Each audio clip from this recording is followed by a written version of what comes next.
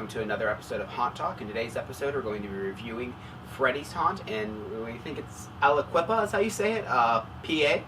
Another one of the many haunts that, as we say, is outside of Pittsburgh. So this is our first time at this haunt, and I've been to a lot of the ones in Pennsylvania.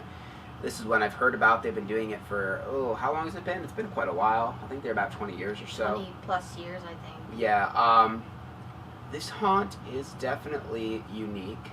Driving there is a prerequisite to the haunt in and of itself. Yeah. The roads are not in the best condition. They're windy, and was no signs either. We thought the GPS was playing a trick on us. But it's up there, so if you're driving down a road that looks like you're going to get murdered at the end, you are going in the right direction. Yeah. Yeah, it was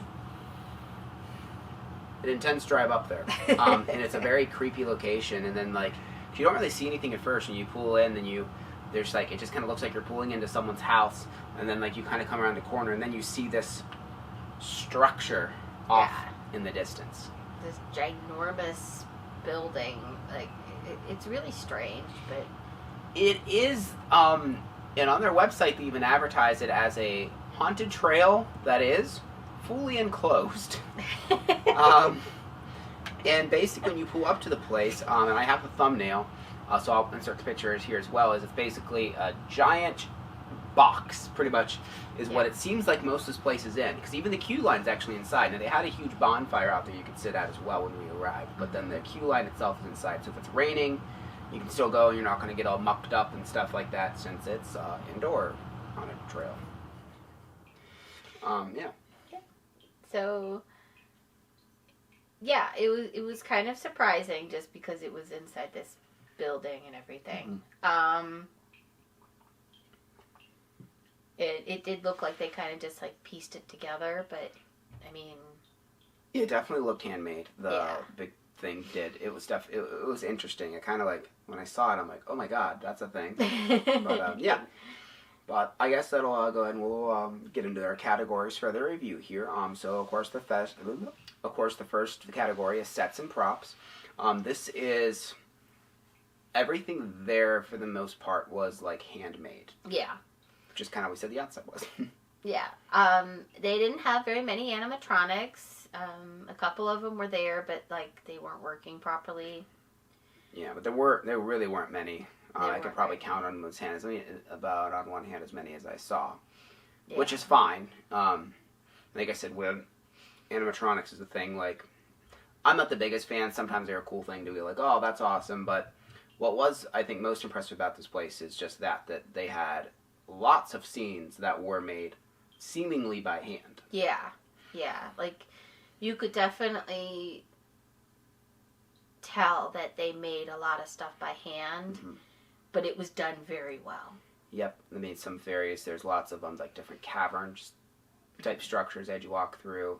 You begin in what kind of looks like a Gothic-ish castle. It's kind of, at least I assume that's what was going through. There's kind of almost like a Dracula's castle type of thing. It seemed like was going on, and they actually, it wasn't real brickwork or stonework, but it looked like it though.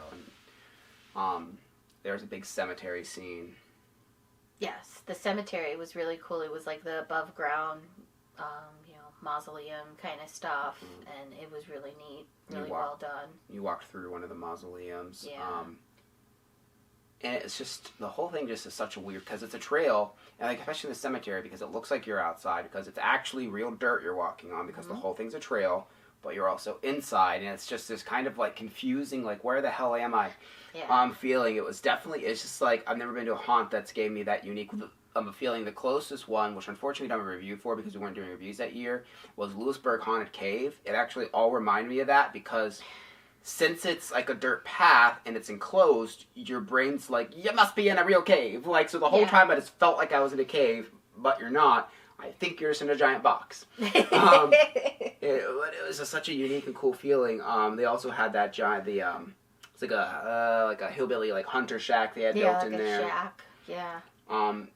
And there really wasn't much dark hallways until the end, where it means to be a maze in dark hallways. Mm-hmm. We were real stupid because we heard at the beginning there was well, the guy actually told us that the maze was really difficult, and he said, don't use the flashlights on your phone. He's like, but the maze is pretty difficult, so if you absolutely need to, we understand. So we were in what we thought was the maze, and we found our way out, and we were like, oh, that was, because we were in there for a few minutes, because it's complete pitch blackness. We finally found our way out, and we were like, yay, we did it, and then we realized, nope, that was just like the little... That was like a precursor to the maze. Yeah, the real maze was huge. Yeah. Was gigantic. And that actually was in like a metal structure. I don't know if you've ever seen like those, just the big metal dome garage kind of things where it's just a big thing. And that was covering this maze. So, of course, it was indoor, but not, But, yeah, the maze was ginormous. We did get lost quite a bit in that. If you're not good at mazes, you probably would be in there quite a while. Yeah. Because it was pretty difficult. But all in all, we were pretty impressed. The only complaints we had, like I said, not necessarily that there wasn't enough animatronics, but a couple of them weren't really working properly. Mm-hmm. And there were some scenes where it kind of looked like, it kind of took you out of it for a minute because it looked like things might have been damaged, or like you could tell like the styrofoam, like the blow styrofoam, whatever they used to like make it like something like Neat Cave was kind of like ripped off. Just kind of little like pettyish stuff like that might kind of take you out of it. So for sets and props, we gave them an 8.5, and that's basically all off of the sets that they made, and I think for the most part it turned out really good, and like we said, it's a very unique experience. Yes, for sure. All right, so our next category is actors. They had quite a few actors. Mm-hmm. Our only complaint was that they needed to be spread out a little bit. Yeah. We did go through some dead zones where there wasn't anybody in there, and then we'd go into another area, and there'd be like 3 or 4 people in there, and we were just like back to back to back. Yeah, it was really strange. It's kind of like we could have sent one of them down here. Yeah. And it was on a Sunday we went, and that it is the same price on Sunday that it is on any other day, but it wasn't really that it felt like there was a shortage of actors. It just felt like they weren't spread out quite a while. The one advantage, I guess I could say, of it is like there would be like a fair amount of dead space just kind of walking through the scene, so like when an actual scare would happen, it would intensify the scare that much more because you're so like kind of like calmed down. And so like I don't think that this is necessarily on purpose, but I mean don't know. Yeah, I don't know. Maybe it's just something they do where they kind of put all their actors in one area, so it's like an all-around-you scare type of thing. But they had, none of them were super generic. There's quite a few different type of actors. The guy with the machete was really creepy. He would just follow us and just drag it across a wall, and it sounded like, the machete was real metal. Yeah, it probably was sharp, too. Mm-hmm. Yeah, I don't think any of them particularly really spoke to us much. Do you remember if any of them had like dialogue? Really? Yeah, the one guy did. I actually thought he sounded like a friend of ours. It was kind of weird. He kept. I don't even remember what he kept saying to me, but he was like trying to like really get at me, and he was very creepy, and he followed me for quite a bit. And then there was somebody at the beginning that was screaming, like, let me out of here and stuff like that. Basically. She was in, like, a cage or something. But Freddy's Haunt, like, they're not real about, like, being cinematic with storytelling. The actors are there to scare you. I mean, that's what they do. And they were pretty aggressive. They'll get right up in your face. Yeah. They don't really grab you. They did brush against me a couple times. Like, there's a scene where, like, there was all these holes in the walls, and they would just reach their hand out in front of you, and, like, I don't know if they meant to grab you, but they kind of did, So, I mean, they're not supposed to touch you, but they're intense enough where you might get grazed or, whatever like that. But for actors, we gave them an 8.5. So they were really good. Just maybe the placement and the spreading out maybe needed to be a little bit better, at least for our tour. Yeah. So the next category we'll talk about is scare factor. This haunt is a little... It kind of crosses the border a little bit between being like a family-friendly haunt and like a more of like an adult-oriented haunt, I would say, because it is fairly intensely scary. Mm-hmm. But also it's family-owned and operated, and there were a lot of kids when we were there. Yeah. And there really wasn't much gore or anything, actually, that I think about it. There really weren't any gory scenes. No. Yeah, mm-hmm. Now that I think about it, yeah. Not yet. I can't remember off the top of my head anything that was like really gory. So it's definitely something where So if like you're someone like if your kid's like terrified of gore or something, I wouldn't worry about that. Like I said, there are high intensity startles, and the actors are pretty intense and stuff like that. But nothing that you couldn't really bring a kid to if they're okay with this kind of thing. Right. So for scare factor, we gave him an 8. Mm-hmm. You're definitely going to get. I got startled numerous times. It was pretty scary, but like I said, it's not going to be crazy intense. But 8's still pretty high as far as scare factor is concerned. For sure. All right. So next category is value. This haunt was $15 to get in. Mm-hmm. If you are military, you get in for free. Mm-hmm. They also had a discount for, I think, like kids and seniors. Yeah, I believe it's $5, so it's $10 instead of $15. Okay. And then it took us about 30 minutes to get through the haunt. It might take you a little bit longer, especially with the maze, because the maze was kind of hard. Mm-hmm.